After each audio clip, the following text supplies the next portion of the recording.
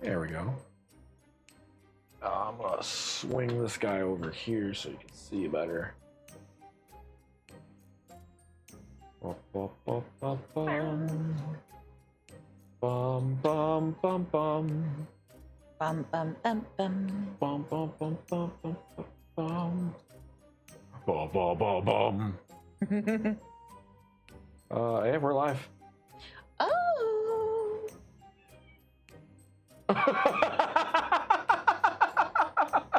Yeah, I mean, what is that all about? he made a very compelling point. Oh, Nancy was about to get him. Indeed. Nancy was about to get him. Oh, is he? Is he? Oh. Anyways. Ezio was found out. Ezio was found. He got all low to the ground and did the whole like butt, rev, and then Callister ended up walking around and then catching him like from behind, and Ezio's just like, yes. Dang. yeah. Tell us how you really feel, babe. Because you can't see out the window because of the it's the so towels true. in the way. So upset. So for our listeners,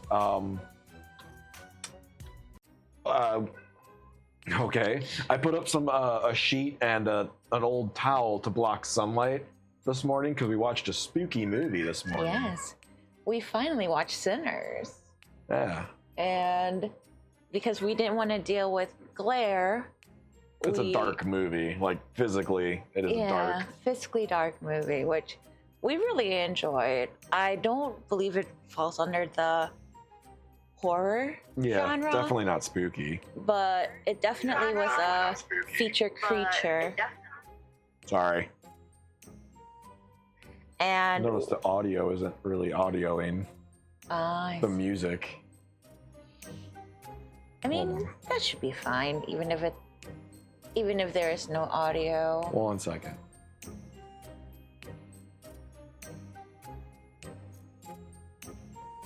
Oh, there is audio. There is music. So never mind. Since there is audio, we're all good to go. My phone is in the bedroom, and I will be completely candid. I have 0 spoons to go get it, so it's not gonna happen. Do you want to do your little intro before we start? Sure.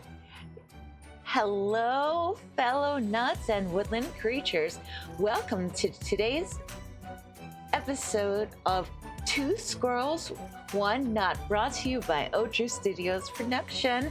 On today's episode, what's your favorite scary movie? Wait.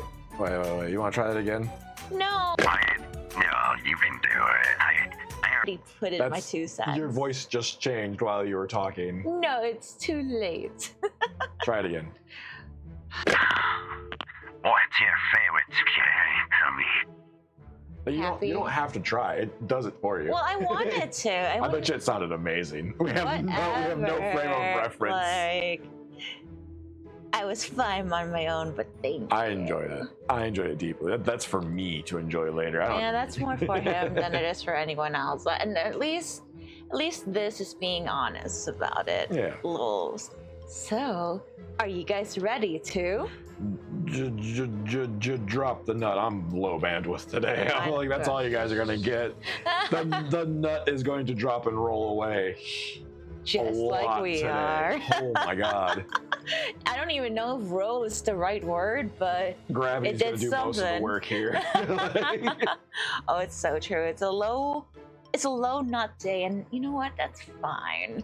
So this morning we were talking about, or we finally got around to watching a beautiful vampire movie, and I am pretty sure many people have already seen it because we were kind of late to the game in our, in our little circle of nuts. Just a little bit. We finally watched Sinners, and the verdict is it was nut approved. Definitely worth the watch. Yeah, I wouldn't call it scary, but definitely captivating. I can see that there's definitely scary elements in there where I can see where it would fall under the category of a scary movie. But overall, it was just beautifully done. It was. It was very. It was. The story was very captivating and very. It wrapped everything up in a nice, neat circle, and I appreciate how well thought out the characters were.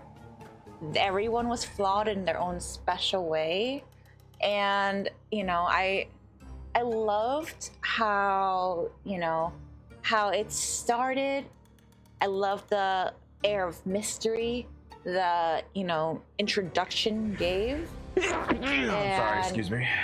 How it just sets the scene for what's about to happen. And obviously I'm being purposefully vague because don't want to spoil for those who haven't seen it. Yeah. And we were very fortunate that no one spoiled it for us and just instead encouraged us to watch it. And are we glad we did? Good Lord, are we glad?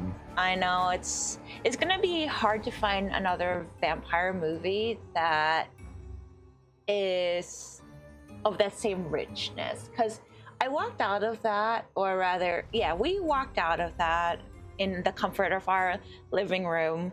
Like, I felt refreshed. I felt like my time was well invested, and like it's one of those movies where I feel like I would happily go back and rewatch it, Yeah, definitely. It's not a one and doneer. It's not a, like one of your typical popcorn movie. You just watch it, just have something in the background.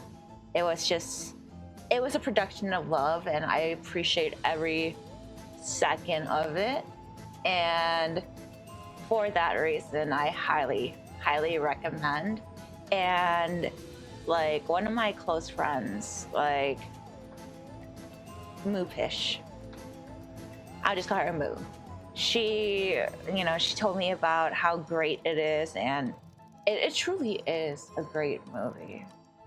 For someone like Moofish to also like recommend a horror movie is, I mean, Moofish likes horror movies. I know, but for them to like actually refer you to a horror movie, yeah, is saying something. Sorry, I'm gonna turn this down a little bit. And that's valid. Like, I think it was this one and an old style Japanese horror movie that were the only two horror movies that Moofish ever recommended to me, and that one was Fever Dream. I know it's. I can't remember what it's called, but I know what you're talking about. Like, I can't remember. It's gonna be like House or something. Oh yeah, isn't it a house? It is House. Yeah, it's just House. See? Not the Doctor. No, the movie is legit. Like I said, it's gonna be called House or something, and it's called House. Yeah. Like, such a beautiful fever dream. But after watching that movie, The Sinners, I could say without a doubt in my mind, without a second thought about this, just genuinely one of my favorite vampire movies of all time. Yes. Like, and that's saying a lot, because there's a lot of vampire movies out there. You love. But the thing with vampire movies is it's always the same thing. Blah, blah, blah. They're just they're just like, oh, we're gonna get you and take over the world. Blah. This one wasn't like that. Yes. It actually had an actual like meaty plot that made sense, and you're just like, oh, all right, Beautiful comeuppance and karma, delicious versus karma. Something like Midnight Mass. Or Midnight Mass was a good vampire movie or show. It's just it was very toxic. Yeah, it's this thing is like, as someone who truly is more on the, I believe in heavens above, I believe in God and spirituality and things of that nature. I am also very much sick of seeing how weaponized it gets in both media and life. Yeah. So it's one of those things where, like, I'm already seeing it, weaponized on the day-to-day. my brain cell is of a goldfish from time to time, and especially my time span or my attention span. And if, you know, if I'm gonna go watch a movie, I want that disbelief. I want that, Yeah. I want to feel good after watching a movie. It's also something that's like, okay, this has been done so many Yes. times before. It's So much. at this point in our lives, in our generation, it is a very common trope. Yes, and this one was refreshing because it didn't take that trope. It could have. It easily could have went with that trope and all of that stuff. And it wouldn't have been a great movie if they did that. Exactly. It would have just been another vampire movie. Exactly. So I was delighted with the direction that it went, and I was delighted with how, it didn't demonize, like certain religions, certain cultures, and stuff like that. It was just a good time. Like I said, trying to be vague without being like, oh my gosh, this part, that part, because like for those who it broke the not tradition. I wouldn't say tradition. It broke that common stereotype of vampires, which was nice. Yeah, it was clean. Kind of like Dark Shadows is another one too. It's like that. Not really a scary movie, more of like a comedy. Yeah. But it was also like, it kind of just changed how you see vampires in certain ways. So it's like, oh, okay. Oh no. Granted, it has nothing to do with Dark Shadows. Like, no. Like, it's by no means is it the same way, but no, it's different, and it was a good different, and that's why I wanted to focus more on featured creatures versus like traditional, like, oh my god, it's so scary, it's so horrible. Like Saw. Yeah, exactly. Like the gruesome for the sake of being gruesome. Exactly. And I'm sorry to say this, if you are a fan of these these movies, that's perfectly fine. Yeah, that's your thing. It's just the Terrifier movies, not that good for me. I mean, just not that good. It's fine. It's because the thing is, like, at the end of the day, they know which audience they're going after, and those are the people who love slashers and things of that nature, and they're not there for the acting. It's like the adult movies. You're not there for the acting. You're there for so the money shots, quote unquote. So it's the same thing. It's also called what the murder. Yeah. Corn with a C. Yes. It's corn. It's essentially like that. But yes. I know that there's probably going to be people out there that will argue it's like it's really not that bad. Trust me, I don't like that kind of stuff. Like that's me. It's like, oh, it's not that bad. It's bad. It's pretty bad. Like I've heard not for you. I've heard the audio clips, and I'm just like, no, that's a lot of slopping sounds. I don't want to see what is making that sloppy sound. No, right? I respect that. Like I said, everyone has their own vibe, and you don't have to vibe with that. The concept of Art the Clown, though, is awesome. Yes. I love it. It's just the crazed psycho lunatic. Yes. Turning into like an entity. Yes. Like a demon, otherworldly entity kind of thing. That's pretty good. That's a pretty good story. And he himself doesn't even realize what he is. Love you. Yes. Oh, I can see my girl. Okay. But yeah, like I enjoy it. I enjoy the path that he's on, because it's kind of like some of the other slasher movies that are out there that are gruesome and gory, like Hellraiser. Oh, I liked Hellraiser. That was a fun one. The later movies got a little way too much. Like it's just like, you guys are just doing this for the sake of doing it. I mean, I understand. It's the concept of what the movie is about is like pushing your limitations and experimenting new things, but like in the most extreme, gruesome way possible. Yeah, of course. But it's also like, what is the main person, Pinhead? What is his origin? Like this is, instead of it being like he's an established character, he's an established entity that does all these gruesome things, and then like 4 or 5 movies later, you finally find out his origin. This is basically you're starting from square one. Yeah. And you know his origin story from day one of his release, which was, I think, All Hallows Eve, is when Art the Clown was first introduced, and then Terrifier, Terrifier 2, and Terrifier 3, where it's just they're expanding more. And the fourth one, apparently, they're going to expand more on where he's from. Yeah, because I know, like, I remember seeing a video clip where the director was like, I created this character. I don't know where I'm going with him, but you know, when after the movies are created, he's like, oh, now I know where we're going. And I'm like, oh, that's fun. At least, you know, at least then it's a trail. A lot of art does that. I mean, heck, some of my clips that I imagine, same with D&D and stuff like that, my campaigns that I make, it's like, I know how, like, really fun thing for the players to do, but now I have to build to get to that, and how does it end? And I'm like, I haven't got to how it ends yet. I figure out how it starts, but the ending is the, you know, well, we'll get there when we get there. As long as you're not going to Stephen King it, and, you know, because he's known for bad endings. Like, ooh, it was all in your mind the whole time. So, speaking of it was in your mind the entire time, there is this one South Korean web series called Tarot, and it's episodic. So each episode, like, you can watch this out of order, it doesn't matter. And each episode is based on an individual, like, tarot card.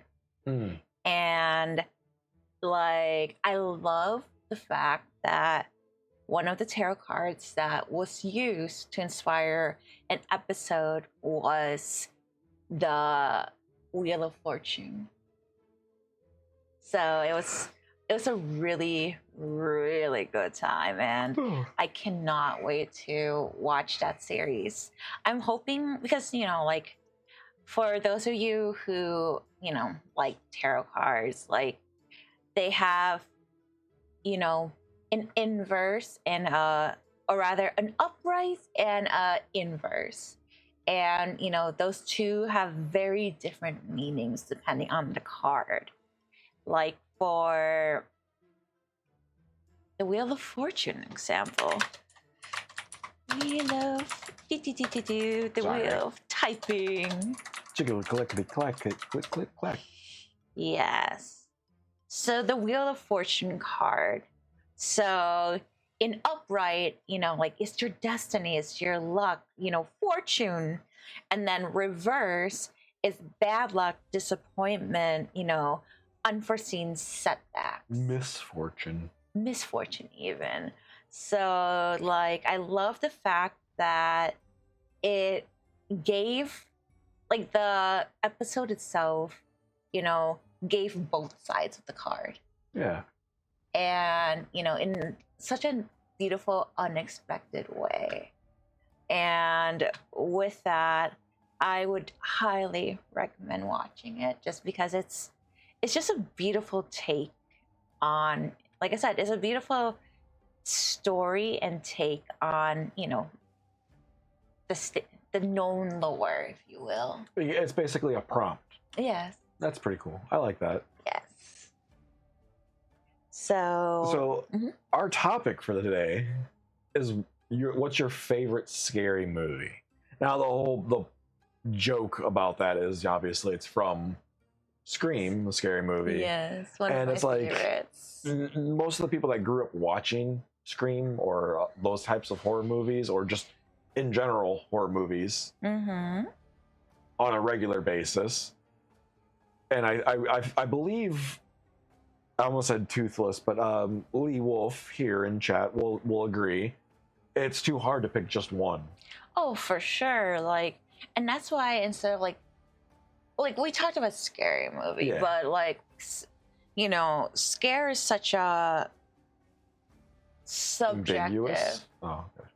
Like, exactly, so hard to pick just one. Yeah. But it's so subjective, because everyone has their own set of fears, and not everyone is scared by, you know, the same thing. Yeah. And, like, I was talking to my therapist, and I thought Weapons was one of the funniest movies I've seen in a long time. Yeah. And with that, you know, we were blessed to watch it in a theater where everyone, except for my poor brother, Petrie, was so delighted to just like have it be one of those like movies we can sit back and just openly, you know, razz. And it was such a beautiful community experience because we can just an entire theater room of people just giggling at like moments where it's like, no, this should be taken a little bit more seriously. It's like, oh, come on.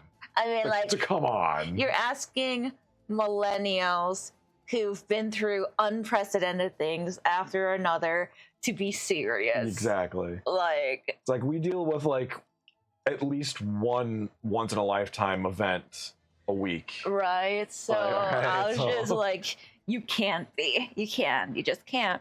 So, you know, when I was regaling the experience to my therapist, she was just like, oh yeah, like it sounds like a great time. And, you know, like, and one of the next sessions that I had with her, she was just like, I have a bone to pick with you. And I'm just like, for a therapist, the person that I am paying money to have sessions with for my mental health, to go, I have a bone to pick with you. I was just like, oh, what do you mean? And, you know, she was just like, you know, I came in, you know, thinking that I was going to watch a comedy and everything else like that. And oh no. She was just like, yeah, no, our experience was not the same. There was no, she didn't. Like, so apparently her horror movie experience in that theater, no one was cackling, no one was cracking jokes.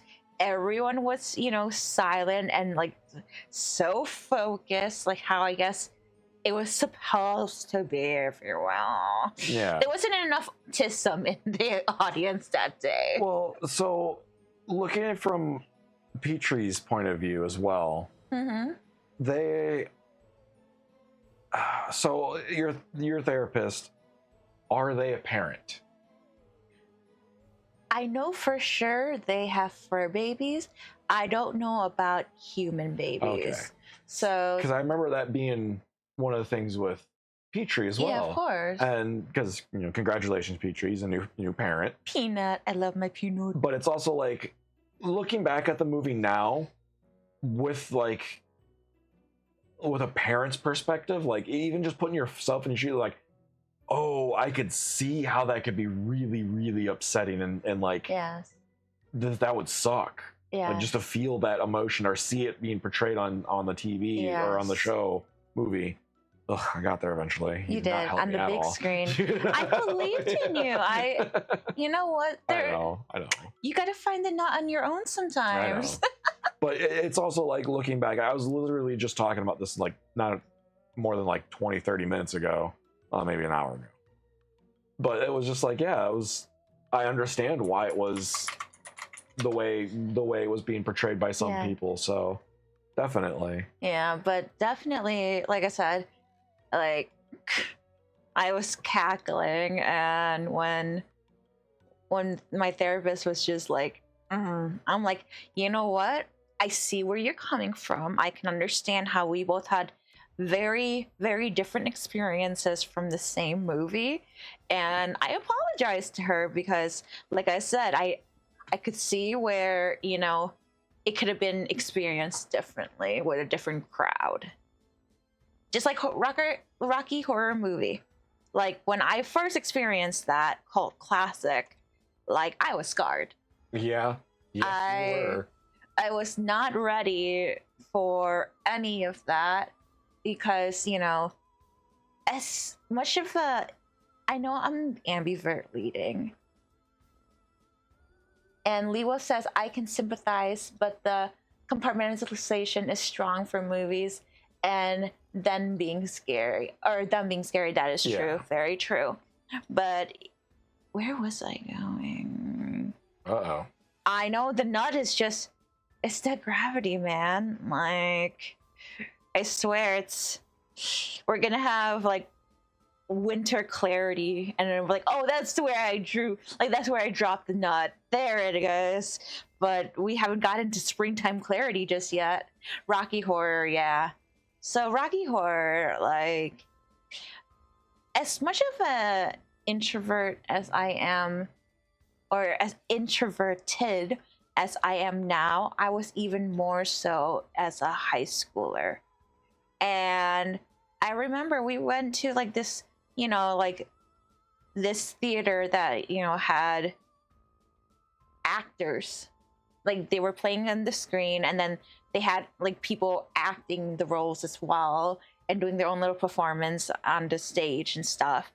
And, like I said, I'm shy. I am, I don't want to be left, or I don't want to be bothered. I don't want to be interacted with. I'm going to the movie for my friend's birthday, and just, don't look at me, don't talk to me, and let me keep my bubble, because I love my bubble more than anything else in the world. And, for actors, I was the perfect target. Well, your location was... Like, we were, like, in the middle. I think we were... Because it was a, one of those theater rooms and stuff like that. So we were in the... I want to say right side, and then like towards like the middle. So we were a decent ways away from the stage and stuff. So they came looking, and when the guy in the golden, Speedo saw me, he was just like, this one is gonna hate every second of it. Yeah, maybe you were like, I'm uncomfortable, and then they clocked it and they're like, oh, you think you're uncomfortable now? You just wait. I know, and I was just like, you know what? I love my friend. I love my friend. But why? Why is this me? Because of course it was. What did they do to you? I believe that was one of my first...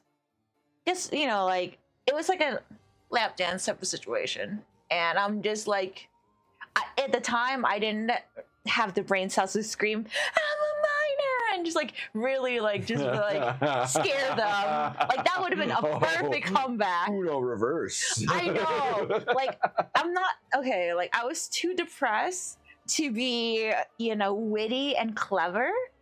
As a teen, I'm very clever now, but as a young teenage squirrel, I was just like, I just, fight flight came in, and I was just like, I froze, and I'm just like, please just do whatever you need to and go away. Aww. And they did, and I was just like, bruised. My sanity left with that person that day. Disgusting. I know, but I'm just like, you know what? Like I said, it was one of those things where they sense the nervous energy, they sense the you don't want to be bothered, and they went for it for the comedy. Yeah. And I'm like, it is what people go there for. Yeah. For the haggling, for all of that stuff. It's like, going to a drag queen show.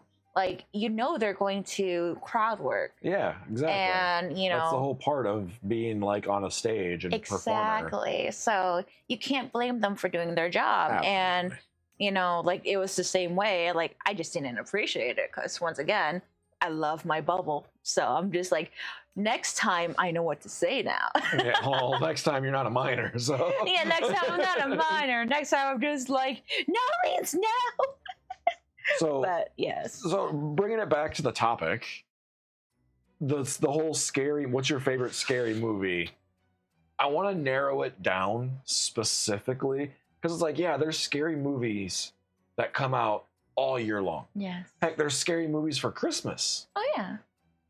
I want to focus solely on Halloween-related scary movies, not like movies that take place during Halloween, but more or less like. When you like, this is something I want to watch during the spooky season? See, like for me, that's feature creatures. Like creature features. Yeah. Like I don't. I just like monsters. Yeah. Like I enjoy a good, movie with an interesting creature. Like creature and or supernatural. Yes. Yeah. Okay. So like vampire, werewolf, or something else. Yeah. Zombie. Ghosts. Yes. Monsters in general, like The Thing. Okay. Yeah. Because I'm trying to think like, what do you mean by monster? Like creature wise, what do you mean? Because literally anything in the movies could be classified as a creature. I mean, that's true. A creature of the night, if you will. So what I mean by creature, I do mean like your zombies, like Zombieland. Because classic. It is. And you always gotta double tap. Never forget. And then so I enjoy zombies. That resonated with you on like deep in your soul. It did. Double tap. Like I just realized that because like one of the first things that our interaction and our relationship before we were even like a couple was your famous quote that is like ingrained into my soul now. Your perfect motto: if it wiggles, it dies. I mean, am I wrong? We were playing House of the Dead, an arcade, light gun. So you had like the little plastic guns, and you had to shoot the screen at an arcade. And yeah, you were if it wiggles, it dies. You were shooting anything that moved. I mean, that's the only way that Lee Wolf says. See, I labeled supernatural as ghosts/demons and such, which I agree. And Lee Wolf also says creature features every other fictional character, which I agree. A creature, which I definitely agree. Because, like the movie Ink, 2009 sci-fi action, I enjoyed that movie so much because you have this lost soul who, he has a very very comical schnoz. It's like a reverse Voldemort. Yeah, he has too much nose. Exactly. That's literally what it looks like. It's like Voldemort with a really big nose. It's true. It's the reverse Voldemort. Like, it's his long lost twin, but that's where the noses went. Yeah. And I thought that was a beautifully done movie, and Pravka's monkey as a human. Proboscis monkey. Yes. But yes, it's one of my favorites because it was one of those things where it was simple, but it was such a good time. And my favorite scene in it is this one guy that they were looking for. He's in the middle of the forest and he's mumbling to himself, and then he trips, and it's so comical. Yes, that's it. 1, 2, 3, 4, and then it was beautiful. It's one of my I'll have to show the clip after we're done filming. Definitely. But it's one of my favorite things where I'm just such a mood because you're just you're fixating and then you just trip and you're just wait, what? And just fixate again. And it's just, as people with the TISMs and the ADHD, you know how it feels to hyperfixate and then just lose that thought, and you're just no, come back. So I'm looking up lists of, because I'm trying to figure out what's a movie that I really enjoyed during Halloween time, like an actual horror movie. Yes, I could say the classic, the one everyone knows, the one everyone loves, and I will fight you, anyone, Nightmare Before Christmas. Yes. Granted, I know people will say that's a Christmas movie, and then some people will say, no, it's a Halloween movie. And I'm like, you can enjoy it both. It has literally both. You can watch it on Thanksgiving. Yes. Because there's time that happens between Halloween and Christmas. So technically, it is a 3-month-long movie, all right? It's true. It's true. It's for many occasions. And Lee Wolf, in regards to ink, says, if the feeling of why did the door handle catch my pocket was a person, it's so true. As someone who's had their fair share of clumsiness, I felt it in my soul. Same. That's why I said has, not had. Had is in the past. Currently. Has can be everywhere. The other movies that take place during Halloween time, like Hocus Pocus is another one. Yeah, that was very a cute classic. one. Is it a horror movie? Not really. But not so much. It has your witches and your, like your wonderful magical whimsy. Yeah. There's some little, I could see some parts of the movie that would scare children. Yes. But that's like the movie, the original Witches. Mm-hmm. But I don't know if that takes place during Halloween. Probably not, but many people would watch it around Halloween time because it is witches. But I think the one spooky season movie subset, yes, but not horror. Yes. Yeah, exactly. I would say is for my favorite. A horror aspect, that whenever someone mentions the spooky season, the first movie that comes to my mind, and it's not one of my favorite movies, but is one I deeply enjoy. Obviously, I mean, come on. Evil Dead? Halloween. Oh, Halloween. Like, I love Evil Dead, but that movie I can watch at any time of the year. Halloween just feels so much deeper during Halloween time, because it's like the season is set. Like, you know what the air feels like during this movie. Granted, it was shot in LA, but you know the Midwest temperature. If you've ever been to the Midwest during fall, you know what the air feels like. So, well, how it used to feel like. I mean, it's starting to feel like that again. For a day or two. I hope. Where it's hot during the day, like it's in like the 80s, like around 3, but then it plummets down to like the 40s. That's autumn and fall. It's always been like that.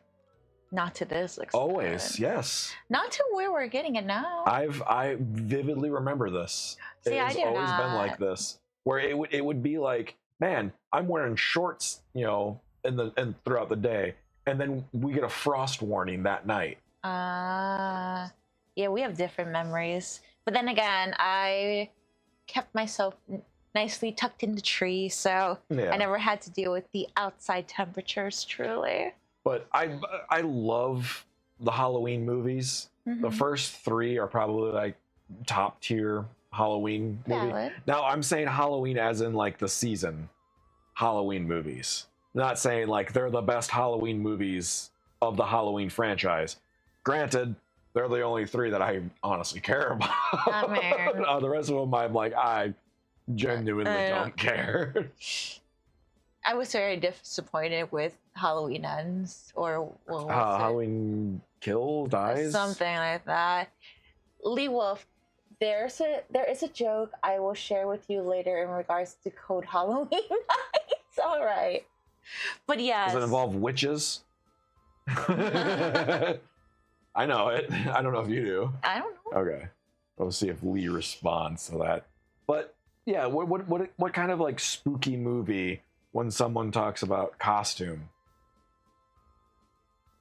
I don't know it. Then I'll have to listen to it later too. Yeah. But what kind of like when someone says like, "Ooh, what's a good movie to watch during Halloween?" What's the like first thing that pops into your mind?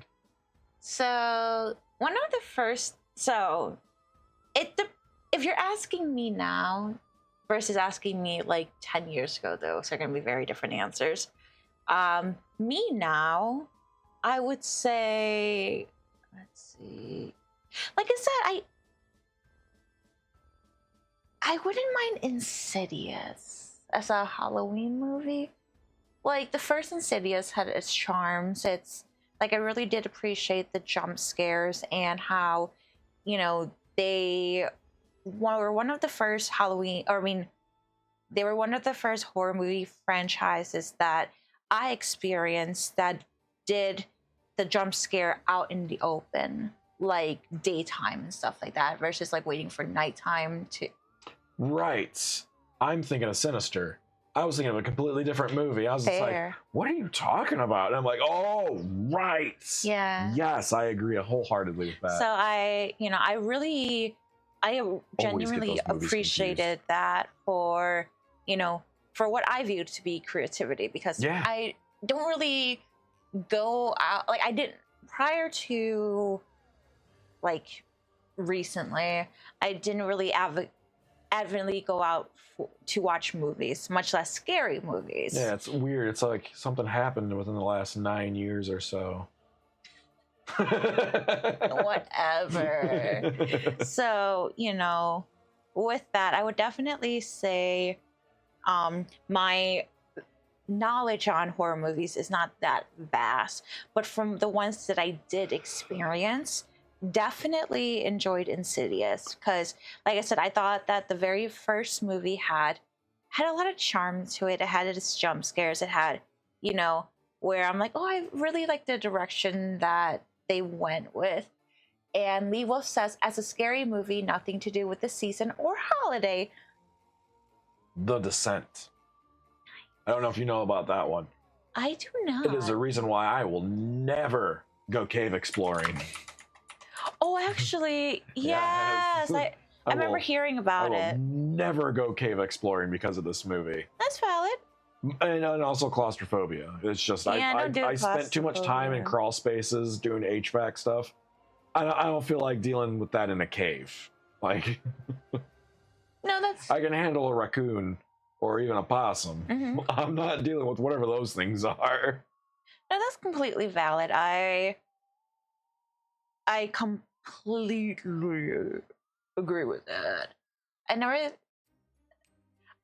have watched it with you, Lee. I just can't remember I don't remember a whole lot of movies. Like, when it comes to like long-term memory stuff, I remember more so like personal memories than I do like what we've watched. Or stuff associated with them, like for instance, weapons. Oh yeah. You remember like the laughing with a group of people about that movie more so than the actual movie. Yeah, I remember the experience. Yeah. So like, and that's where I'm just like, even with Insidious, like I'll advocate for people to watch Insidious, but don't ask me what it's about. Like, I just remember me and my gals, clutching onto each other and screaming and having a grand old time. Like, I thought that was a blast. Don't ask me what happened in the movie. Like, it took that comfort of where you typically don't get scared, because usually scares happen in like the nighttime or in the dark or when you can barely see something. Yes. This came from somewhere where there was no suspense building up to the scare. Yes. It was just a sudden scare and you're like, oh my God. Yes, which I appreciate it. Like because the thing is, like, I don't I get atmosphere. I get, the quote unquote cheap tricks where you can do like loud sounds and all of that. Building the tension and then suddenly a loud sound and it's like, oh, it wasn't really scary. The cat just jumped out of the cabinet. Exactly. I know you know that reference, Lee. But yes, I also know that reference, which thank you. Was I think that's one of my top favorite episodes. Yeah, same. Like honestly, it was a great time. That was scary. Yes. So other movies during like the spooky season time that I would highly recommend. If you have not watched this movie, this is one that still doesn't get me scared, but it gets me in the feeling of Halloween, like the spirit of Halloween and all of like that energy around that season is Trick or Treat. I mean, yeah. That is probably like a lot of people's favorite Halloween-based movie outside of actual Halloween with Michael Myers. I can definitely. I mean, look at the little guy. Which I also want to point out, chat and listeners and people of the future that are listening to this. Hopefully, you're still listening to this. You may notice that this episode is the... What episode are we on? 13? Yeah, we're on 13. This is episode 13. Wow, spooky number. But they're on the Spotify. You may notice that there is no 12 anymore. Oh, That's because we got copyright struck for playing just like a few seconds of the Halloween theme song. I know. Unlucky. My soundboard has it in there. The soundboard's not vetted for copyrights, so it just has it's fair game on it on the soundboard. And I forgot that there's nothing that'll be like, hey, warning, this may be copyrighted if you're a streamer. And I'm like, oh, that's right. Oh, that sucks. But it's not like we're making money off of this right now anyways. So. Exactly. So it's one of the future. Like, it's here now. And even in the future when we do make money out of it, no love lost. Yeah. I mean, we still have the recording saved. Yeah. So we'll just have to go back and listen, find out where the music is, and then just, cut out the audio and go like, this sound is copyright protected. And then just like leave that there. Yes. But yeah, Trick or Treat. If you haven't already seen that movie, I'd be shocked if you haven't seen it. Mm-hmm. But it's a anthology. I think, yeah. It's a bunch of different stories, but all of them are taken in place the same day in the same town. Mm-hmm. So they all technically you can see the characters from like alternate, different stories in different, areas. Yes. There's one that I just learned about. Oh. That blew my mind. I was like, I didn't even register that there was trick-or-treaters walking around during like the first portion of this movie, and my brain never connected who those trick-or-treaters were. I'm not gonna spoil it, but I was just blown away that it was right there in front of your face. Just like, I'm like, oh my God. If I did not watch somebody else talk about it, I probably never would have noticed it. Valid. Completely valid. But it is one of those movies where it just really, really gets you in the mood for, like autumn, fall weathers, pumpkin carving, candy, trick-or-treating, all that kind of stuff. Candyman. I blacked out most of it. I watched it too young also. I also love Gremlins. That's a Christmas movie. See, so I felt that way about, what was it called? The Leprechaun. So it was just gross for the sake of being gross, but I remember, it was late, HBO and, cable and everything else was prevalent, and I was just like, oh my God, that's so disgusting. And then I fell asleep through it. The Leprechaun movie gave me nightmares as a child. It was disgusting. It was just, like I said, it was gross for the sake of being gross and the shock and awe. But, I didn't think it actually had a plot outside of, Yeah, there was a plot to it. The Irish. It was like the gold and everything, and it was greed based. Yeah, no, that's valid. That's completely valid, because I remember accidentally. So this was a very accidental movie rental, and I still have to laugh to this day. So you know how they'll take a concept, in this one it was Frosty the Snowman, but make it murder. And it was something like that. Freddy Krueger movies, also watched entirely too young and was scared to fall asleep for a few days. Yeah, I bet. Yeah, no, I bet. Yeah. I didn't watch Nightmare on Elm Street until early 1920 ish. So when I watched it, it was just nothing but comedy to me, and the whole eaten by the bed scene is still my favorite. I love it so much. What you were saying? But no, 19 years old to 20 years old, not 1920. Yes, I could have worded that differently. We're currently in the 20s right now. Ugh, what a time. Yeah, there you go. So, yes. Oh no, that was on me, Lee. You're good. I don't know what I was saying. The nut is just nutting around. You're talking about a movie. I literally forgot. I was talking about Lee, stop making us drop the nut. the nut is dropping. It just keeps rolling and rolling and like I there's this one movie that I was gonna yabble on about, but I was holding it for you. Well, give it back.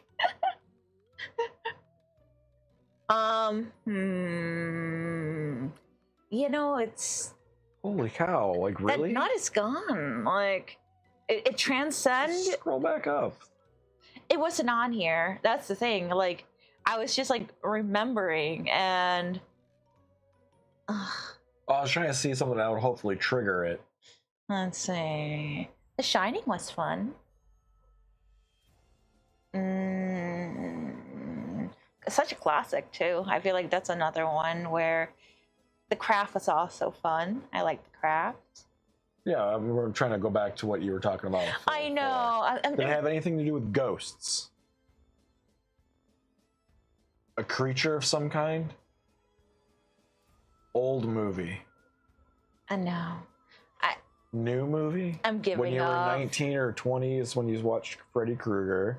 Yes, with the bed eating, which was amazing. Candyman, I blocked it out most of it. I mean, that's I watched it when I was young, LOL. too young at that. Christmas movie. Gremlins is a Christmas movie. The Crow was fun. I feel like The Crow can be considered, but Not that's really horror. revenge. Yeah. That's more like More of an icky. action. Yeah. The new Crow, I didn't really hear anything about. Yeah. The Ring. Ringu. Ringu. So I enjoyed The Ring when I was younger. The Ring scared me. I'm not gonna lie.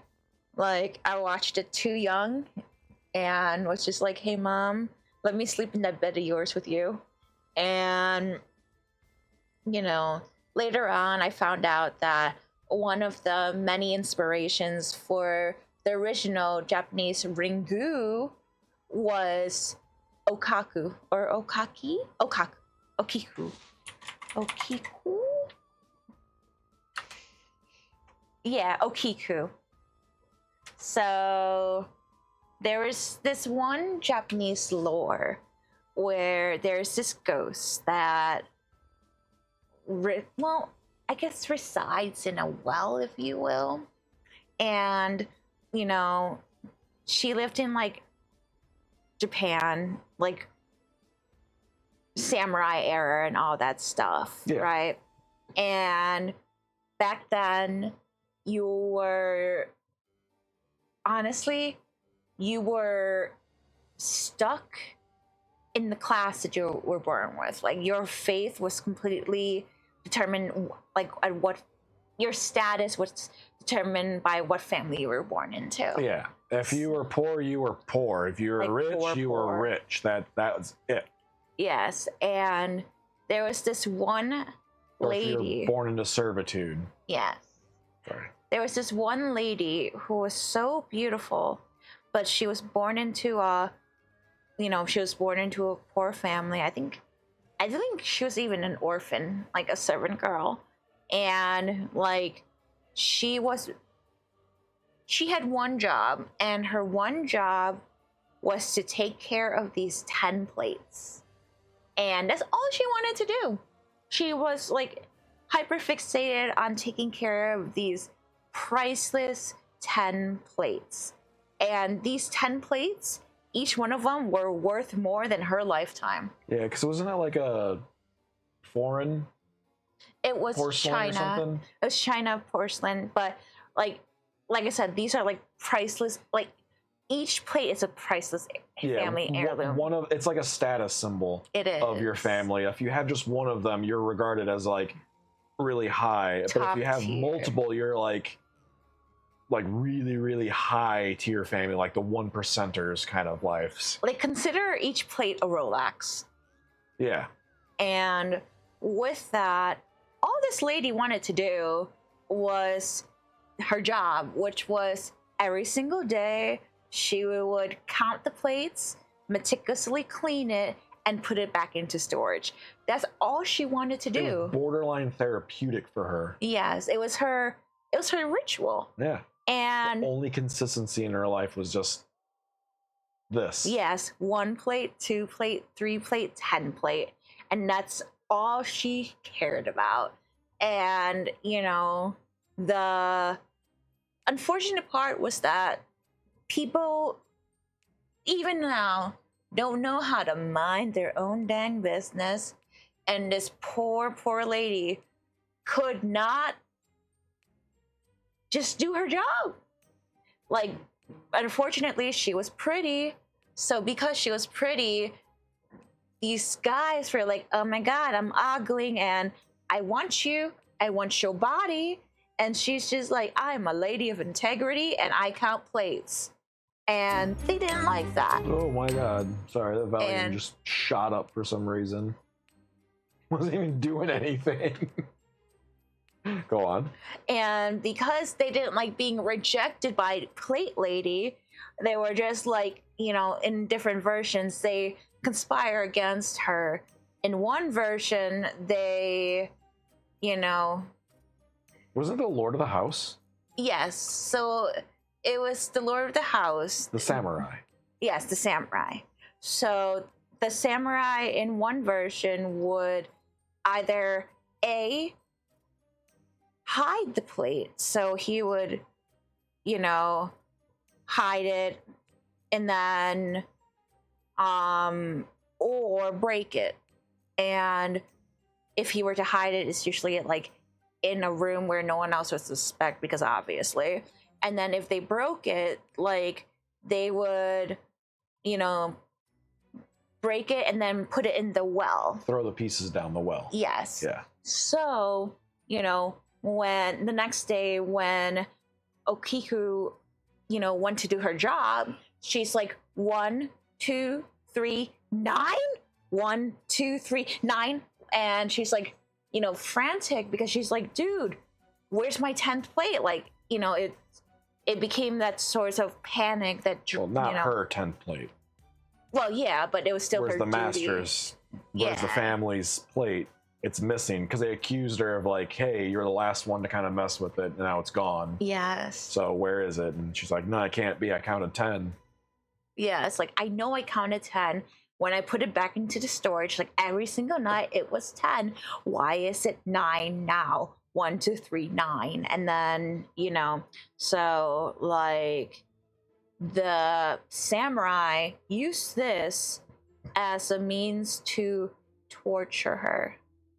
And like, because of the fact that, you know, this lady, she took great pride in her job. And she used her, you know, like her middle finger to count. So it's 1, 2, 3. So he took, or rather, he dismembered her and cut off that middle finger. Yep. And, you know, with that. After brutally beating and torturing. Yes. Like it wasn't just the cutting off of the finger. Oh, no, this It was lengthy, in addition. lengthy torturing. Yes, because Mentally he got breaking the rejected. person. Yes. Just because she Like- said no. Just because all she wanted to do was contemplate. And, you know, with that, she got killed. And, you know, the next day or the next night, you can hear her ghost wailing. You know, you can hear her counting 1 plate, 2 plate, 3 plate, 9 plate. And at that 9 plate, she would stop and start sobbing uncontrollably, and then the recounting would begin. And, you know, with that, her ghost wasn't malicious, it was just there. Yeah. And I love the fact that, you know, in that story, it didn't turn her into the villain. Yeah. It turned, like, it definitely, you know, showed that she was a victim of this, you know, obsessive compulsive trauma that she had to endure. And, you know, when the guy, the samurai thankfully lost everything, like he deserved to.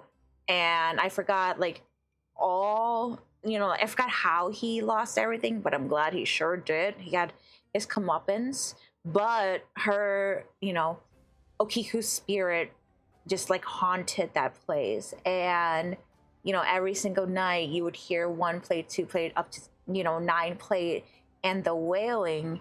And this happened, regardless of who was occupying the estate, until one day they hired a monk, and, the monk was there and he was praying. And, when night came, she did that whole 1 plate, 2 plate, blah, blah, blah, and got up to 9 plate. And, as he was, it was kind of like, let's see, what is the word? Like when she appeared, because like I said, he was like doing his mantras and chanting. And when she appeared, it seemed as if like she was trying to talk over him, like to get her side heard and stuff like that. And when she got up to 9 plate, the monk, without missing a beat, said 10 plate. And everyone in that house was expecting the ghost to, get violence, and react. And instead, like, you can see like her turn to the monk, smile, and say thank you, because that was the vicious loop that, she needed to break. Sorry. And I was just like, oh, she finally has her rest. That closure. Because like I said, I felt that. I felt like that OCD tendency where you can't break free from it, and sometimes you just need an outside, force to kind of like help you get out of your own brain. Yeah. And she deserved that release. And in other stories, she saw the broken plate at the bottom of the well. Yes, and then went threw down. herself Yes. down. But it was like an agonizing way to go, because it wasn't like a quick way. No. And people can still see like her crawling out of the well still to count these plates. They can hear her. Yeah, but well, that was the thing. That's where that's where the Ring movie pulls that origin from, or that concept from. Which I wish, like, now knowing that, Okiku was such a victim to such unfortunate events, just like Medusa. Yeah. Where, poor she Medusa. was, right? So, like, where they were victims, and yet, even though they were victims, they were villainized. Mm-hmm. And I think that's where I wish that Okiku, even, don't get me wrong, The Ring was a wonderful movie. I liked it. I liked the Ringu. I just, it would have been nice if Okiku's story wasn't, turn into that. Well, yeah, it's the thing is to make the movie have a little bit more of a, what's the word, appeal in the horror franchise. It needs to be a malicious spirit. So I know, making it a malicious spirit of vengeance or whatnot, of even if you take the story of where that spirit wanted to get revenge, because in the legend, I don't remember if this is one story or if they both go this direction, but the samurai has a baby, or the samurai doesn't give birth to the baby, but the samurai's wife gives birth to a baby with a birth defect of the middle finger missing. Yes, and that's how Okiku's story got around, and that's why he lost everything, because of his malicious deeds. Yes, that's how. Yeah, I was just like, it's to be honest with you, if all of that is true, he did, frame this girl, cut off the finger, and then later his child was born missing that exact same finger. I'm sorry, that's not a coincidence. Oh, no. That's consequence. Yes. Yes, Gothica. That's the movie that, when you were talking about, the malicious spirit, that's where I was thinking. Oh, I thought you were talking about Grudge. So, I mean, Grudge too. Yeah. But I was thinking about Gothica, where Halle Berry's character was driving down the middle of the road, and she sees this woman, like frazzled, and then she's just like, "Hey, what's going on?" And when she went to help her, like, I believe the person grabbed her or something, and then just screamed, and then she was haunted by this figure. And it turns out that this person was actually a victim of A circumstance or a situation. a really bad situation. Vile. So, with that, she found out like what happened to the girl, and, solved the mystery of the girl's death and put the right people in jail. So it was a very, like I said, I liked that the ghosts of the girl didn't become the monster. And I love that the ghost had its, resolution, if you will. So a similar ghost story where, well, Zombie Island, yes. it was never Zombie Island. Yeah, like how in Zombie... Oh, Yeah. Scooby-Doo Zombie Island. You can't just say Zombie Island. Sorry. So I was like, what movie is Zombie Island? What does it say? What was the other movie about the girl who pushed a needle into the man's eye? Ooh. There's several. I know, I'm just like, that's why I'm just like... Like, was it a slow or was it like a repeated stabby, stabby, stab? Because that's Evil Dead. It was a stabby, stabby, stab. That was brutal. But back to like more of just like the movie aspect of Halloween, kind of stuff. I'm trying to get back to the movie that you were talking about before during the spooky season. You were talking about it before Lee dropped the Freddy Krueger nut. Yeah, I can't remember that. Because it's really bugging me. I'm sorry. Foreign film, films. slow push while she said Kiri over and over, or something close to that. I have a feeling. Don't that I know. was just looking. Is that House? No, it's not House. Not the mechanic. But another movie a classic movie that I watched when I was a kid, when I was younger, probably shouldn't. I mean, honestly. I mean, many people did watch. Well, I mean, I watched so many horror movies when I was young. Starting off fresh and starting off young, immune to it later, I guess. A movie, I want to say this takes place on Halloween. Was it Edition? Let me double check before I just start blindly talking about this movie. Come on, where's the synapse? I don't need to know who's in it. Blah blah blah blah blah. I'm thinking. Yes. Was it Audition? The foreign movie?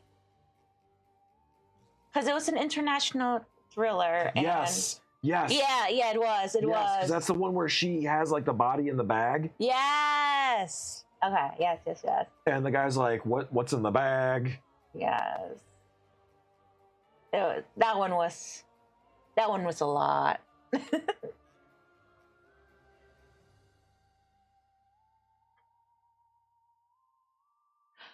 I think this was the movie I keep thinking about. Ichi the Killer. Oh.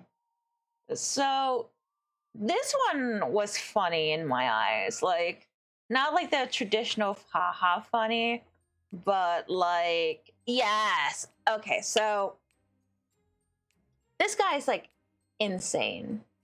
And he likes torture, right? I mean, obviously, Ichi the Killer, right? And like mafia style, like Yakuza and stuff like that. And I like, it's one of those like, gruesome for the sake of being gruesome, but like there was this one scene that I found, because thing is, like, as someone who is on autism and recently found out that they were more so demisexual than anything, like,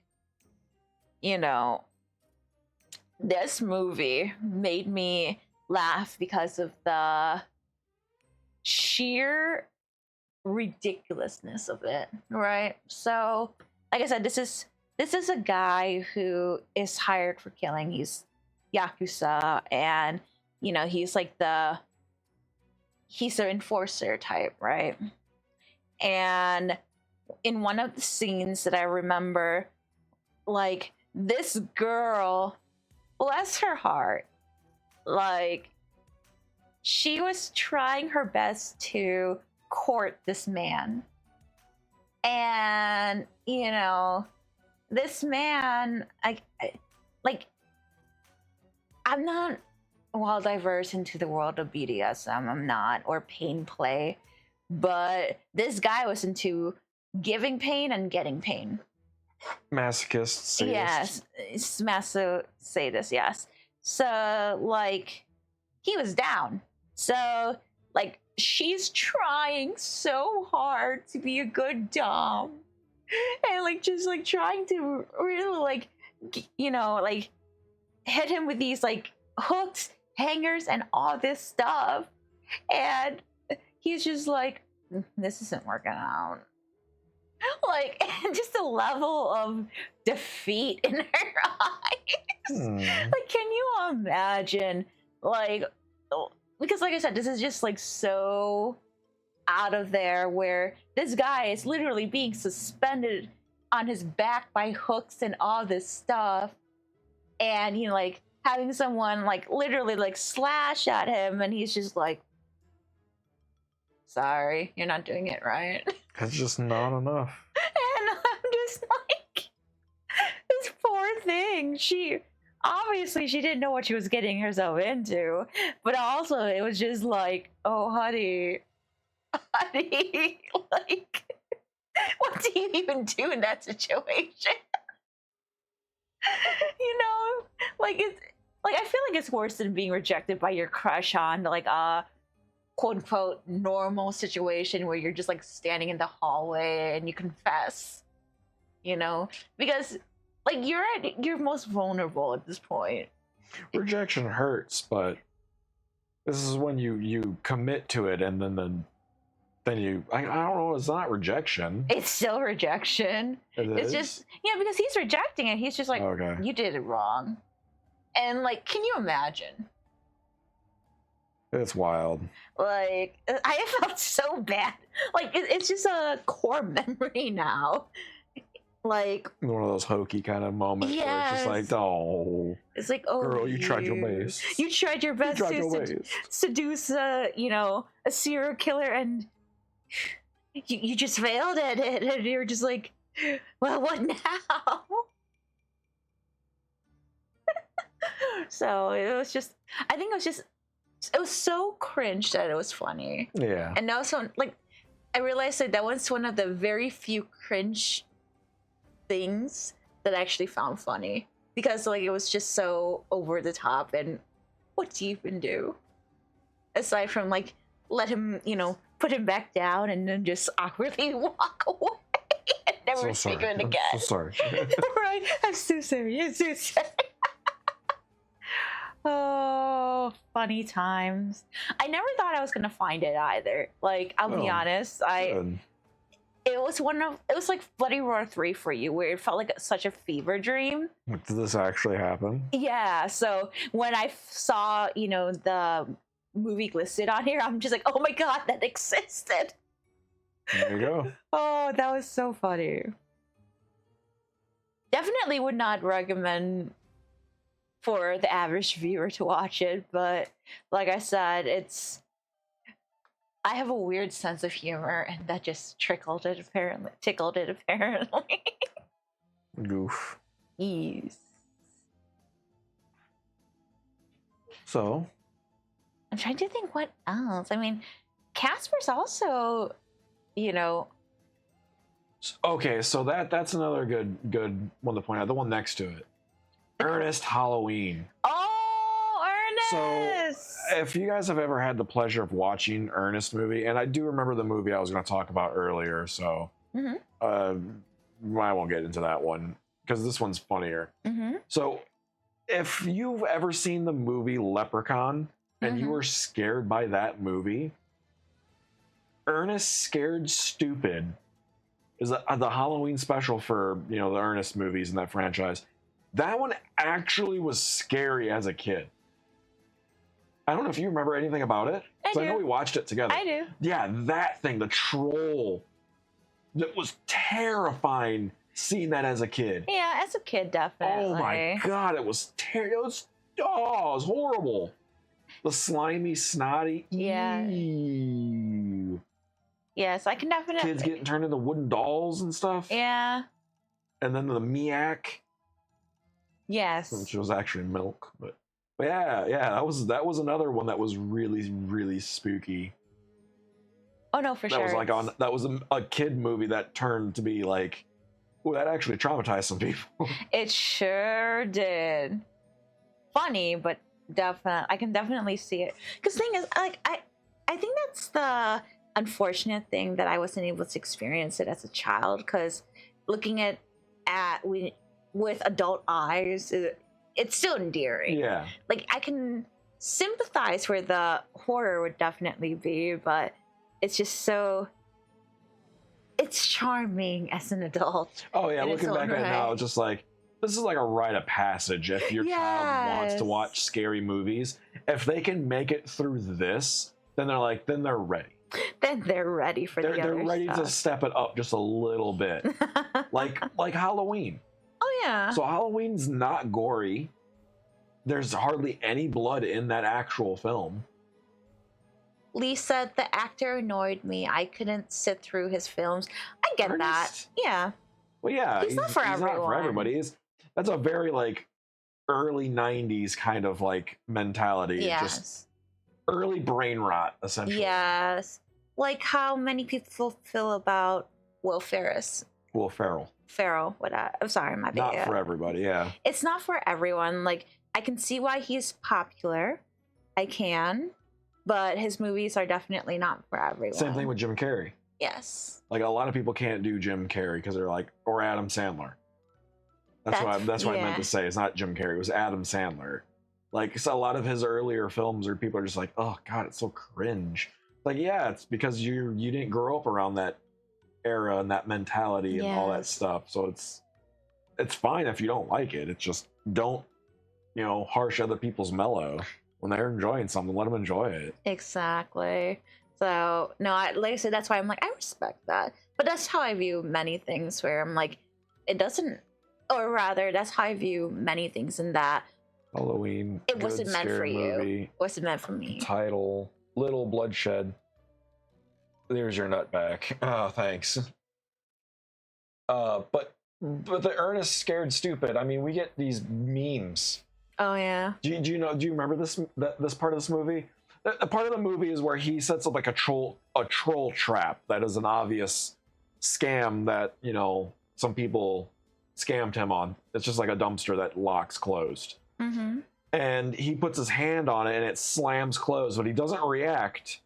And he looks at the camera, then looks back at his hand, then looks back at the camera, then looks back at his hand, and then just goes, ah, and starts screaming. It's like a classic humor. Like if we do that is. now, it's like Tom and Jerry. It's that, yeah. Well, it's Tom and Jerry's like more of immediate, like yeah. But this is more or less like if you cut his scream right before he actually goes it is like the perfect format for a meme nowadays. It is. Because really it's like it shows so much. It does. Of like how people can just be like, yeah, well, this is the situation I find myself in. This is my life now. All right, time to react.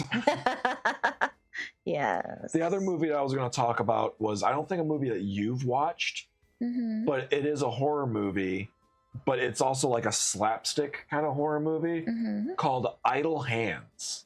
Oh. Yes. So it's about a young teenager, and you know the turn of phrase or the term idle hands. Be aware or be careful of idle hands, because it's, you know, the devil's playground or whatever, how it goes. I can't remember how it actually goes. Yeah, because I don't remember how the term or the phrase actually goes. Oh, it's the devil's playthings. That's what that's how it is.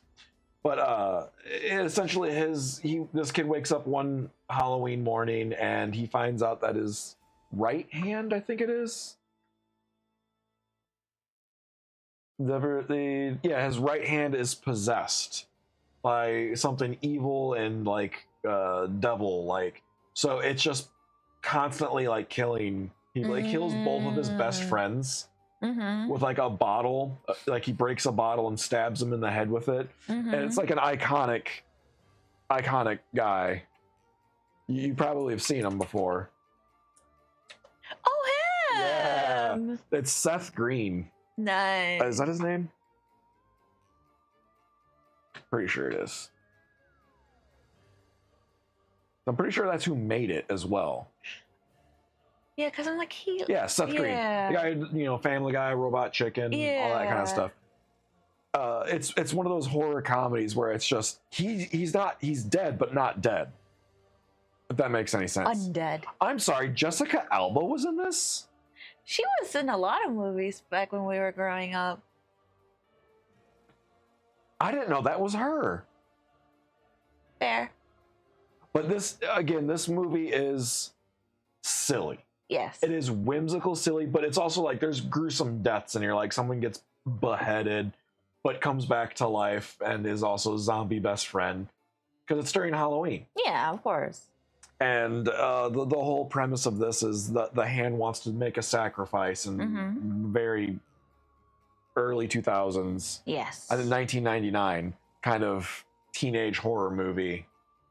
When you hear teenage slasher film or teenage horror, it's making references and spoofs of Scream. Yeah. But it's pretty silly. It's pretty funny. I would recommend it. Really, if I watched it really young as a kid and was just like, understand, terrifying, but also the concept of your hand being possessed by something evil and then you cut your hand off. The hand doesn't really have much mobility. Yeah. I know you've probably seen, you know, the new Wednesday or the Addams Family, and you're just thinking like The Thing, we can run around. Yeah, sure. But if the hand flips over and he's on its back of its hand, there's no way for the hand to flip over. You have to twist your wrist to flip your hand over. It's true. There's no way your hand can like bend the fingers backwards enough to flip itself over. So I'm like, I don't believe this. And also, there's no momentum for the hand. So if it's like it's flying at you, you can just grab the hand. You're grabbing a hand that weighs like a pound. How is it like it's trying to choke me? There's nothing like there holding the hand trying to get to you. So it's like it made me just think like this is such a silly concept for a movie. Oh no, for sure. Like it's so bizarre. It definitely is, because of just like you said, it's because the thing is, you know, my love language is the whole face hugger. Yeah. And if I just imagine that without the arm, like where's that gonna go? Yeah. Where's that gonna go? It can move, it can crawl, but as soon as it gets like on its backside, it's not doing anything. Yes. Or even if it's like flying through the air with a knife, it's just like, cool, I caught the hand. The hand can't do anything else. There's no force behind it. There's no human body or otherwise. So it just made it really goofy for me. It's still a fun watch because it's absolutely, you know, it plays into the whole tropes of like the damsel in distress. Yeah. And then he's trying to save her, and then he ends up grabbing her outfit and then pulls, and her outfit comes off, but she stays there. So she's just like in her underwear, and it's just like, come on. Yeah. It's really funny. Like they knew what they were doing there. Of course, it's tropes. It's the fun tropes, and I love movies that don't take themselves too seriously. Oh yeah, and there's like a voodoo lady that's in there too. That's like she knows about the possessed hand and how she has to kill it. And the dumb jock ends up helping her, and they become like a romantic couple. I'm like, heck yeah, that's awesome! Like, that is so freaking cool. I vibe with goth and like, hey, jock yeah. pairings. Like those are one of my favorites. But yeah, that's other than that, spooky movies to watch around Halloween time or just in general. I think what was some of the movies that we saw on the TV, right? You know, that looked good that are coming out soon. I know Get Help is one of, Send Help. Send Help. It's one of, so like it's Rachel Adams. Wait, no, I don't think that's her name.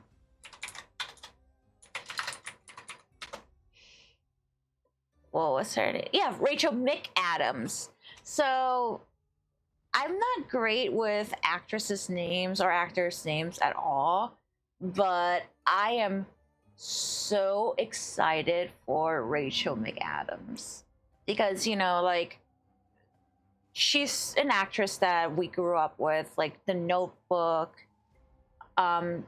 She was in so many things, honestly. But The Notebook. Oh, Mean Girls. Oh yeah, Mean Girls. The Vow. Doctor Strange. Strange. Red Eye. That was a good one. I loved Red Eye. Like, she was in so many wonderful things, and she's such an amazing actress. So I cannot wait for her character to go Gremlin Feral. It is definitely worth looking the trailer. Yeah. Looking up the trailer. Send Help. Definitely. Like, it is so good, and like the fact that Dylan O'Brien is going to be in it is also just like, it's going to be a great time, and I can't wait. Like, it's one of those things where, like, I don't really get excited for movies, but this is one of the movies where I feel like it's just going to be a fun time. And, you know, for that very reason, I'm just so excited to go to the movie theaters and actually watch it. And I'm not a movie theater type of gal. I'm really not. So a movie that we just saw a trailer for, because we looked up on YouTube. Yeah, the movie called The Bride, which is a take on The Bride of Frankenstein. Yes. It looks silly, but yes. like in a time period kind of way. A time like period piece. Pride and Prejudice, but zombies. With Frankenstein monsters. But yes. But yeah, it looks whimsical, I guess. It just look, I don't know how else to explain it. It scratches that itch. Because I like that. Like, one of my favorite things about period pieces, like how we were just talking about Sinners, is the supernatural elements that we can add to it. Like Abraham Lincoln versus vampires, I believe is what's the thing. Oh, Abraham Lincoln Vampire Slayer? Yes. Yeah, and the Pride, Prejudice, and Zombies. Yes. The whole those book franchises that later became movies. Yeah. There was another series or another book in that series that I was more excited about, but I don't think they ever made it.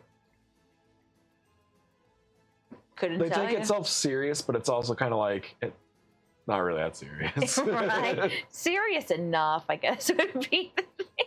So there is a new movie coming out in 2026 that I had no idea it's probably going to bomb, tank, and it's going to burn to the ground. And I'm sad. They're remaking The Mummy. Why? Not Brandon Fraser's Mummy. Oh, okay. I was gonna be like The Curse of the Mummy, like the what's the word I'm looking for? Universal Monster. So if you guys don't know, Universal Monsters are like Frankenstein's monster, Yeah. the Mummy, the Wolfman, Dracula, like the very classic monsters of the monster movie, Monsterverse, all that jazz. I'm assuming that's what they're doing as they're remaking the Mummy movie, and it's just called The Mummy. But it's coming out in April, so Yeah, it's too early in the year. oh yeah, and Frankenstein too. That's another one that's coming out. See, I'm more curious about The Bride than I am about Frankenstein. I don't know. I do love a good Frankenstein monster movie, don't get me wrong, but The Bride just has my curiosity more just because it's, like you said, it's the whimsy factor of it. And I watch, creature features more so for whimsy than I do for like, this actually scared me. Yeah. So the storyline based off of the plot of the new movie, The Mummy, is a family encounters an ancient mummy in this fresh take on a classic monster. That is it. Nothing else. So it doesn't even sound like they have a movie yet. I mean, 2026 is coming up, dudes. But April, specifically, April 17th, 2026. But speaking of creature films, and this is going to be the one I end up with, and that is our long anticipated Anaconda. Oh God, yeah. I cannot wait for that one. That one does sound really fun. It seems better than the last remake that they did. See, I never bothered with the last remake. I didn't, but this one, like, I am so ready to just like have a grand old time with it. Because honestly, like, how can you, like, you say what you will about Jack Black and the other people in this movie, whatever, but Jack Black and Paul Rudd, like, say what you will about them, but it's gonna be a great time. Like, it's just, how can it not be? Like, these people are national treasures, and like, okay, I was reading the snaps of the original Anaconda, and the remake that they're doing with Jack Black, Paul Rudd is nothing like the actual classic one. The classic one is the National Geographic crew gets taken hostage by an insane hunter who forces them along on his quest to capture the world's largest and deadliest snake. Yeah. Jennifer Lopez was in it? Oh yeah, that's right. I remember now. Yeah, I mean, that was a time where many singers and, were getting into Jack Black. Yeah. See? So I'm super excited for that one. Because it looks like when making this movie, they did not take it seriously. Oh, no. Like, the premise itself makes me think of Tropic Thunder. Yeah. Yes. And I think it's literally Tropic Thunder. That's the appeal. It's literally the same thing as Tropic Thunder. They go in to make a spoof of a movie. Yes. And then it ends up being a real thing that happens to them. It's just Tropic Thunder, but with a snake. And I love it. That's awesome. And that's why I wanted to end it there, because I'm just like, dude, it's so, like, I'm so stoked for it. And I genuinely can't wait to watch it. The guy that's Steven Zahn, that's also in this movie. That's the guy that was in the movie I was telling you about earlier, The Vacation or The Vacationers. He was the quirky, silly guy that was like, oh, me and my wife are just chilling, nothing, Yeah. We're a goofy couple, and they end up being the serial killers. Yeah. But you can see it. If you see him in that kind of role, then you're like, okay, this guy's a great actor. Like, this guy is really good at this. I can definitely see him being because he has that typical, like, boy next door charm to him where, like, it's that pretty privilege that when you see someone who, you know, He's unassuming. I was gonna say standardly attract or conventionally attractive.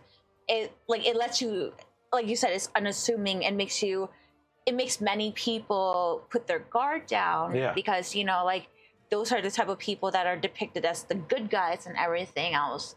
And that's why some serial killers had the luck that they did was because, you know, they were the boy next door type. What's one of Dahmer? Yeah. Dahmer was one of them. Exactly that. Because it was one of those where, you know, people assume that, you know, your serial killers are your, you know, outcasts, your, you know, the drug dealers, those weirdos and everything else, not the deviants. Yeah, the deviants, not your Mr. Boy next door. Yeah. So I think that's why, like I said, I enjoy the reverse for that reason. But but now that he's gotten older, because a lot of the movies that you see is when was in like the 2000s. Yes. You'll see him. You can see him playing as like, oh, he's like the boy next door kind of. Yes. Now he's more or less like your friend's dad. Yeah. Kind of thing where it's like, oh, he's so kind and so sweet and just like I have a crush on your dad kind of vibe. Yeah. Right? Yeah. Like you can, if your friend was talking about like a high school crush kind of thing, was talking about their other friend's dad, it's like that's who they would describe. Yeah. Like, because I've seen in a non-creepy way. Yeah, no, it's like that 90s sitcom of, oh, I think your dad's so hot. Your dad's really cute. Like, oh, he's doing all these cute things and everything. Yeah. It's like, oh, it's adorable. I wouldn't say hot. Well, I mean, that's why I said crush. Yeah. So it's definitely one of those things where I'm like, I see it. Never fell into that trope, and I definitely like, If you see the movie Sahara, because he's in the movie Sahara, he is a goofball in it. Like he's a genuinely like quirky, goofy guy. That's kind of like solidified his role. Yeah, I can see that. I can definitely see that for this. I can't believe they're doing another Silent Hill. I mean, I can see it. Like, I didn't mean you wanted to end on Anaconda, but I just saw this pop up and I'm like, what? God, it's so bad. Hopefully it's the correct. They corrected a lot, but I hope so too, because I really do. I enjoyed Silent Hill F, and I'm still like I'm enjoying Silent Hill F. I think it's a very fun, storyline, and I really love where they got the inspirations from, the plot, if you will. Oh, this might actually be it. Ooh. This actually might be worth watching. A mysterious letter calls him back to Silent Hill in search of his lost love. James, which I think is the guy from the second game, who ends up fighting the big bad. Yeah, Silent Hill 2. Oh, wait, no, that's the third installment of the video game series. Maybe? I don't know. I don't trust this because this can be fan edited. It's true. But I wouldn't mind watching. Yeah, if it's based off of the same guy, then it means it's lore accurate to Pyramid Head actually being in it. I mean, yeah. Oh, I hope they do him good. I hope they do him justice. I mean, the cover art doesn't look that bad. Yeah, but that's the whole thing. Like, I don't trust cover art anymore. Until I see it move around in person. Yeah. Or on camera. On screen, if you will. We'll see. Yes, we shall see. But anyways, thank you so much for joining us, and we hope you have a wonderful Monday, Tuesday, or Sunday if you're watching it as it's getting, or listening to it as this is getting recorded. And love yourselves. Please do follow us on, the Purple app if you aren't. And then, if you're not on TikTok, please follow us on TikTok. Yeah. We're also on YouTube and Spoofy and Spotify. For those of you that don't know Spoofy. Whatever. Anyways, until the next nut drop, guys. See you. Bye bye.